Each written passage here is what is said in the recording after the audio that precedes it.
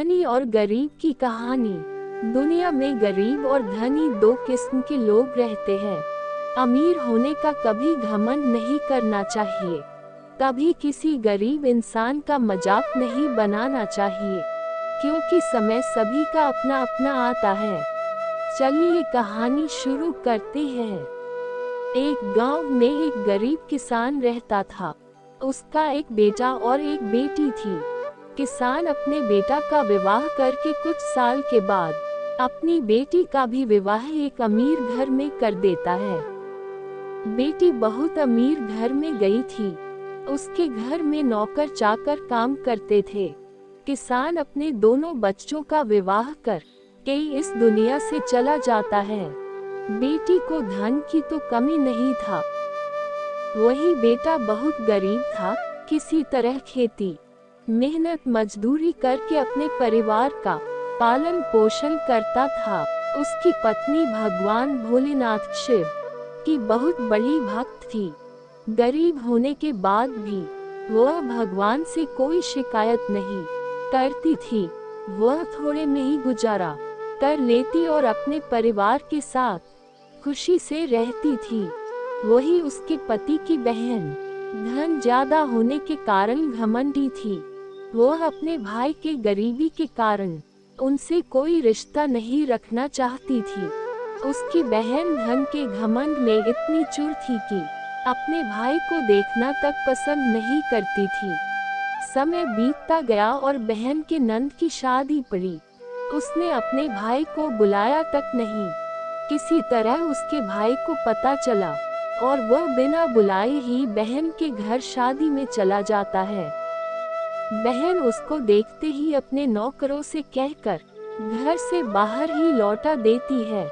भाई भूखा प्यासा रोते हुए जा रहा था। तभी रास्ते में उसको एक बूढ़ी माँ मिलती है। उन्होंने ने उस भाई से पूछा, बेटा क्यों रो रहे हो?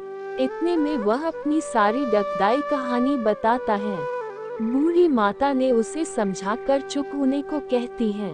बूढ़ी माता जी गरीब किसान के बेटा से कहती कि यही पास में मेरा बगीचा है, चलो कुछ खा के आराम कर लो। दोनों बगीचे में जाके खरबूज खाते हैं।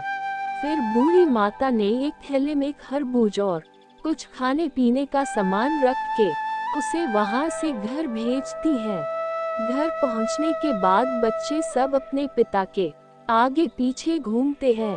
उसकी पत्नी अंदर से पानी लेकर आती और तुरंत थैला हाथ से लेकर देखने लगती है कि मेरी ननद क्या दी है।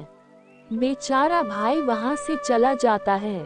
उसकी पत्नी जैसे ही उस खरबूज को काटती खाने के लिए उसमें बीज की जगह हीरे मोती चमक रहे होते हैं। वह बहुत खुश होती है देखकर।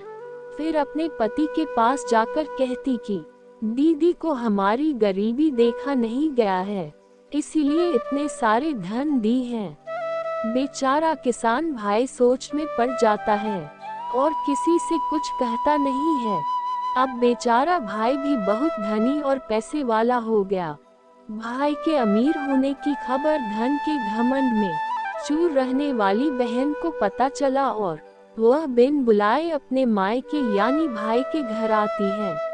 यह देखकर भाई मन में सोचता है कि जब मेरे पास धन नहीं था तो बहन मुझे देखना तक नहीं चाहती थी।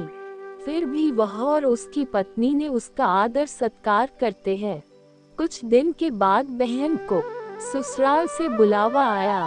उसके भाई और भाभी अच्छे कपड़े, मिठाई, कुछ उपहार देकर विदा किए। इतना सब देखकर उसकी बहन के आंखों में आंसू आ जाते हैं।